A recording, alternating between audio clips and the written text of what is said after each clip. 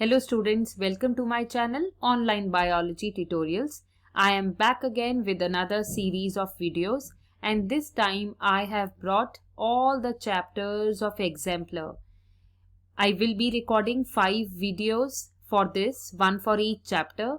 So please stay connected because there is a high probability that you may get exemplar questions in your board examinations. So let's start without further ado. We are just starting with chapter number 2 and that is sexual reproduction in the flowering plants. Let's move on with the first question and it is saying among the terms listed below, those that are not technically correct names of the floral whorl are.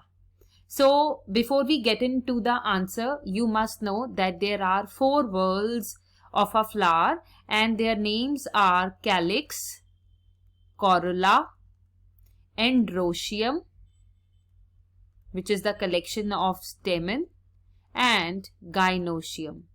Technically speaking, these are the names of 4 whorls of an angiospermic flower. So whatever I have told just now, out of which androecium is very much correct? Carpel is not correct. The second option is not correct because collection of carpel, it is known as gynoecium. So this is not the right term which they have used. Corolla is also correct because corolla is the collection of petals. And sepal is also incorrect because collection of sepal is known as calyx and that is the name of the whorl. It is not the sepal. So we have found out that option number 2 and 4, they are incorrect. So we will be picking up option number C as an answer to question number 1. Let's move on to another question. Embryo sac is to ovule dash is to an anther. Remember, embryo sac is the structure that is present inside the ovule, right? So this is the smaller structure and this is a bigger one that encloses embryo sac, right? Similarly, anther is a bigger structure. What anther encloses inside, right? We need to tell that. So it will not be stamen because stamen is actually the collection of anther and filament and they are asking about the structure present inside the anther. So what do we have inside the anther? It is not filament, it is not stamen and it is androecium also. It is not the answer though, right? So we are left just with one option and that is pollen grain. So inside the anther, what is there? Pollen grain is there as it is similar to presence of embryo sac in an ovule, right? I hope this is clear. Now let's move on to question number 3. And question number 3 is saying in a typical complete bisexual hypogynous flower. Means they are talking about complete in which all the 4 whorls are present. Bisexual means the androecium and gynoecium are present. And they are talking about hypogynous flower, means a flower in which ovary is superior. The arrangement of floral whorls on the thalamus from outermost to innermost is. So if you have looked into flower in grade 11, we always started from sepals because they are asking outermost to innermost. So while solving this question, this is the key to remember. So always it was collection of sepals first, then collection of petals, then collection of stamens, androecium, and then collection of carpels came. So this was the outermost structure and gynoecium occurred in the centermost region. So we are ready with the answer. We just need to check in which option is it present. So calyx, corolla, androecium, gynoecium. Luckily, the first one is the correct answer to this question. Okay. So we will not go further because I have already explained. Let's move on to the next question. A dioecious plant bears flowers but never ever produces the fruits and the seeds. The most probable cause for the above is. So you know that fruits are always formed once ovary gets fertilized, and for fertilization to happen, pollen grain should reach the stigma. Okay, so we'll look in one by one.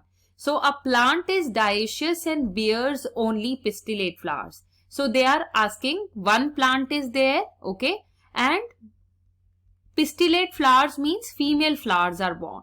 This will be the absolutely wrong answer, because if the flowers, they are pistillate, that means stigma style ovary will be there. In this case, wind pollination can happen. Nobody can stop it because it's natural. So pollen will be taken by such kind of stigma. So this will not be the answer. Plant is dioecious and bears both pistillate and staminate. So in this option number 2, they are saying that there are two plants.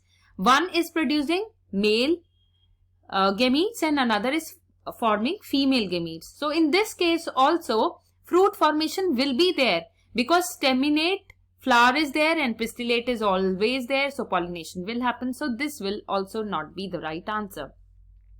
Plant is monoecious. Plant is monoecious means few flowers will be staminate and few flowers will be pistillate, right? So this is the sign for stamen or the male gamete, and this is the sign for female gamete. Okay, so in this case also diatonogamy may happen and seed formation, fruit formation may happen. So this is absolutely wrong answer. So again we are left with one option and this will be the right answer. Let's see how it is. Plants are dioecious means two plants will be there. This is our P1, this is our P2, and only staminate flowers are there. Staminate flowers means only male gametes are there, right? So if only male gametes are there, there will be no fertilization that could happen on this plant. Because for fertilization to happen, pollen, they get transferred to the stigma, then pollen grows to form pollen tube, then they get inserted inside the ovule and then fertilization happens. So fourth question is very tricky and the right option is option number D. Coming on to the next page of the same chapter, the question is the outermost and innermost wall layers of microsporangium in an anther are respectively. Remember again, just read the question carefully. They are asking outer to inner. So we will first be ready with our options. The first layer from outer side was epidermis. Then it was endothecium. Then it was middle layer. And then it was tapetum that used to give nourishment, right? So we are ready with the answer. They are asking outer and innermost, right? So outermost is epidermis. We have already found out. And innermost is tapetum. We just need to check the same option. And epidermis and tapetum is present in option D. So option D is the right answer to question number 5. Next question is, during microsporogenesis, meiosis occurs in. It does not occur in endothecium, we know. It does not occur in the tetrads because tetrads are actually the product of the meiosis. Pollen grains is also the right answer because the product of meiosis are pollen grains, right? When they are arranged in the form of tetrad, they are known as tetrads. Once they are released, they are known as pollen grains. So we are again left with one option and that is option B. Microspore mother cells, which are also known as MMCs, are the diploid cells which undergo meiosis to form the haploid structures called pollen grains. Moving on to question number 7, and this says, from among the sets of the terms given below, identify those that are associated with the gynoecium. Now gynoecium, as I said, that gynoecium is the female reproductive part of the flower and it is represented by stigma at the top, then a tube-like structure called style and then ovary at the base, right? So these all structures should definitely be there. Inside the ovary, you know, ovule is there, and inside the ovule we have embryo sac. Ovule is attached to the ovary with the help of a structure, cushiony structure, which is known as placenta. So we have talked about all of the terms. We just need to find out where are they present. So question number 7, option A says stigma, ovule, embryo sac and placenta. This is absolutely correct answer because all the structures which are listed here, they are present in the gynoecium. In option number B, thalamus is wrong. It can be present in both male and female. That's why it has not been chosen. In option number C, tapetum is wrong. It is present in the anther. And in option number D, stamen is again the male part, right? So that's why option number B, C and D are not being chosen, whereas A has been chosen. Moving on to the next question, and that is question number 8. If you are a bit tired and your concentration is missing, you can pause for a while and then move ahead, but please go through each question very attentively. Exemplar is very, very important. Starting from innermost part, the correct sequence of parts in an ovule are. This has been solved by me in one of the sample papers, and I have recorded 3 more videos where different questions are being taken. Now this question has been taken there too. So once this video gets over, I will be sharing a playlist or a video icon with you at the end. You can see that videos too. All the important questions are taken there. So if you go on making an ovule, this is our embryo sac in the center, and just outer to the embryo sac we have a layer of nucellus. Then we have integuments, which I am drawing by a red color, right? So let's see in the question what are they asking. Egg. So egg is present here, right? So egg is in center, but after this embryo sac has to come. So egg, embryo sac, nucellus and integument is the right answer, right? Let's see how. Egg is present here. I am just coloring it. Egg is present here, right? Embryo sac is this one. The green colored layer is nucellus, and integuments are both these red lines, okay? So they have said starting from the innermost. So obviously, right, egg was the innermost and integument is the outermost. Moving ahead now to question number 9, which says from the statements given below, choose the option that are true for a typical female gametophyte of a flowering plant. So it is absolutely correct that the first statement says that it is 8 nucleated and 7 celled at maturity. This is correct. Now moving ahead to the next option, it is free nuclear during development. This is also the correct option. This is also correct.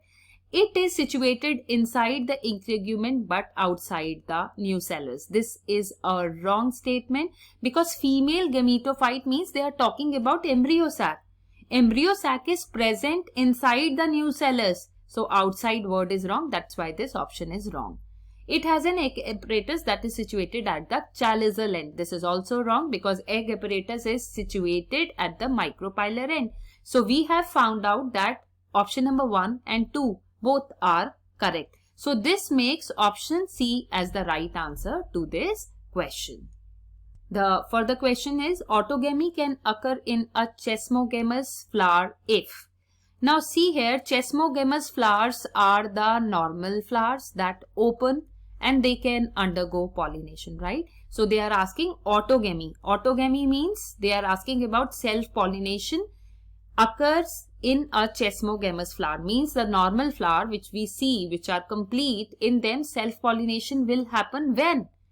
If pollen mature before maturity of the ovule. No, this is absolutely correct because dichogamy is the term which is used for such kind of flowers and they undergo cross-pollination, not self.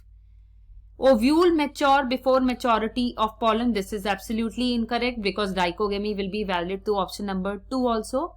But in option number C, they are saying if pollen and ovule both are maturing simultaneously. So this is the right answer because for self-pollination to happen, pollen should be there and stigma should be receptive at the same time. And that's what it is said in option number C. But if you go for option number D, both anther and stigma are of equal length. So this one whatever it is said in option D, it is more important that this should happen.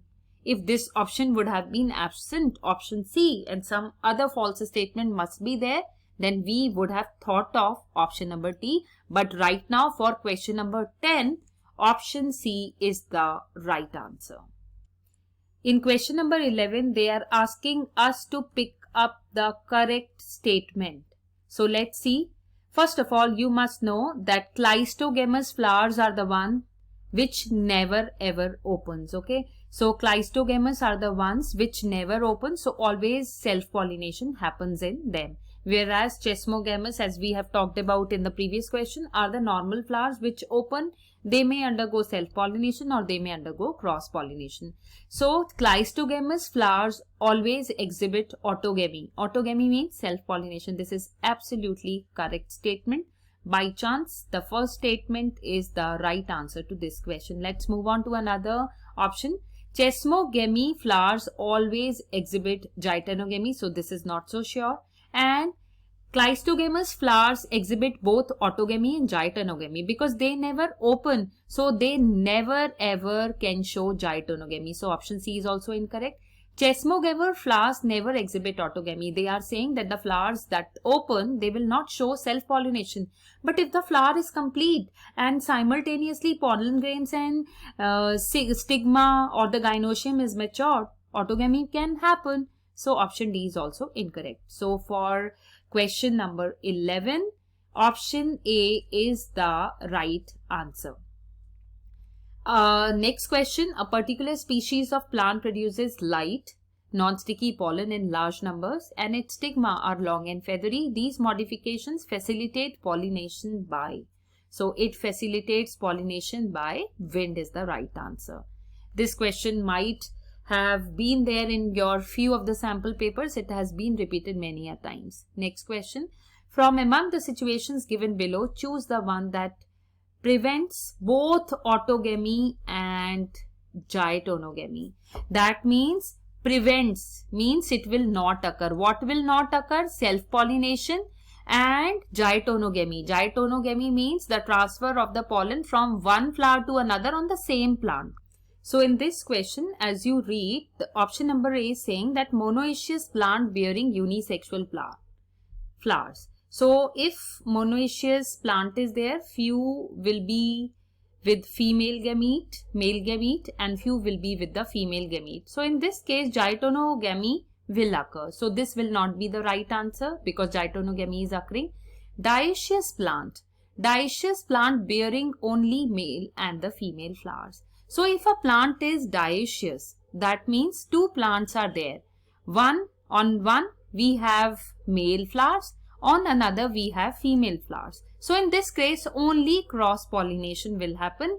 No self pollination and geitonogamy will happen. So till now we have found out that option number B is the right answer to this question. Let's move ahead at the option number C. Monoecious plant with bisexual flowers means every flower is, if it is complete, means if this is the monoecious plant and every flower is complete, male part is also there and female part is also there, in this case self-pollination will happen, is also incorrect. Similarly, option D is also correct because they are talking about two plants, dioecious plant with bisexual flower.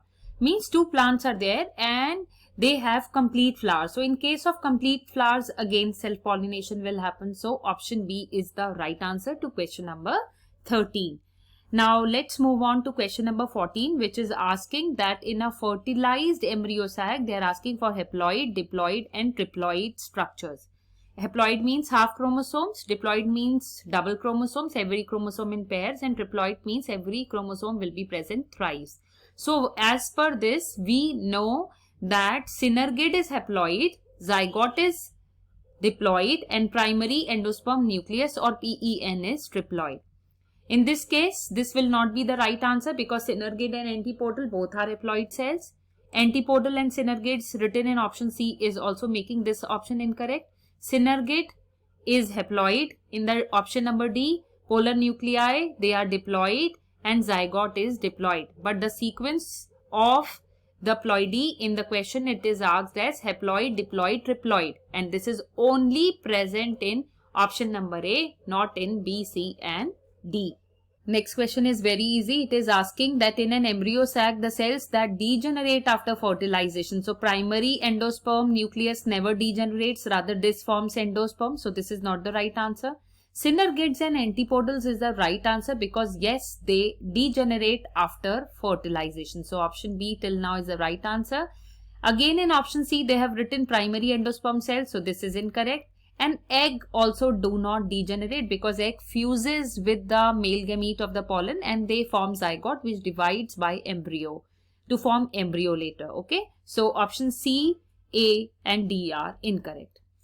Next question. While planning for an artificial hybridization program involving dioecious plant, which of the following steps would not be relevant? Would not be relevant is the keyword, and they are talking about dioecious plant.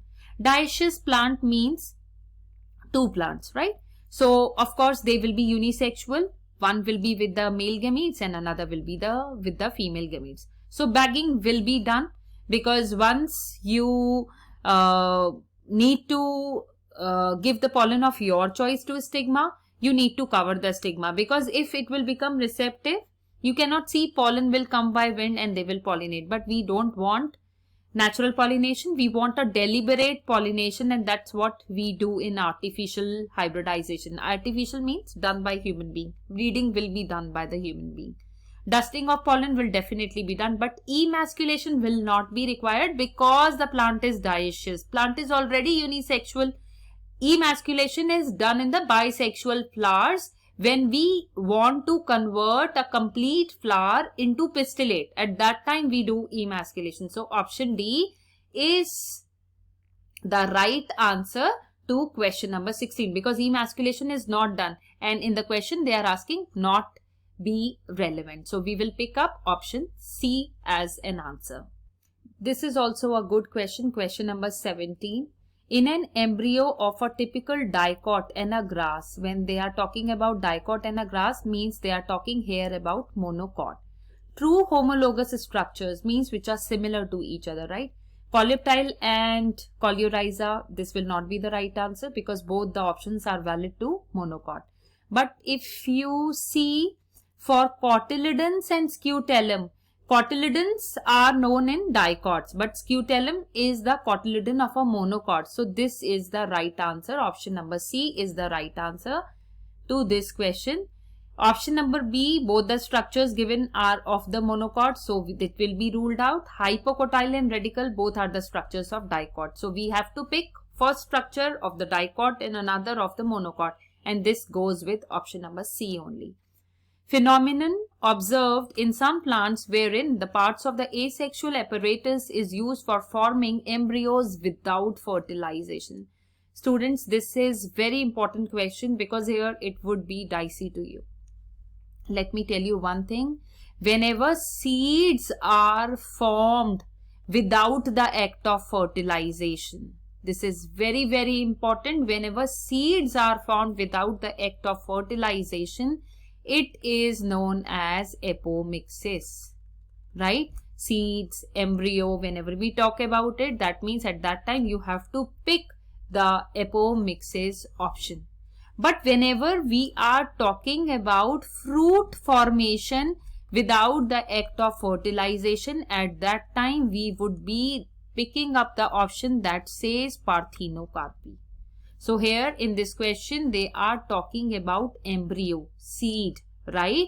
So I have already told you that in case of embryo seed, we have to pick up apomixis. So we will not go for other options here. Next question is asking in a flower if the megaspore mother cells form megaspores without is the keyword to be read properly, without undergoing meiosis. And if one of the megaspore develops into an embryo sac, its nucleus would be haploid or diploid or both or with varying ploidy. Remember, megaspore mother cell was 2n or diploid in nature. It underwent meiosis to form 4 megaspores, and 3 of them degenerated, and the chalazal one, that was haploid in nature, formed the embryo sac. This functional megaspore underwent 3 mitotic divisions simultaneously to form a functional embryo sac. Here they are asking that MMC is not undergoing meiosis. So if meiosis is not occurring, the ploidy level will remain 2n only. So embryo sac will be 2n only in spite of n. So here the right option is option number B. The phenomenon wherein the ovary develops into a fruit. See, both the questions are given here. One concept is valid on this and one concept is valid on this. So here in the question number 20, without looking here and there, we would be picking up parthenocarpy as the right answer. So students, we are done with exemplar chapter number 2. Please go through it once again so that you can thorough with the concepts. Wishing you all the very best. Please share and subscribe to my channel and share it with your friends as well. Thank you.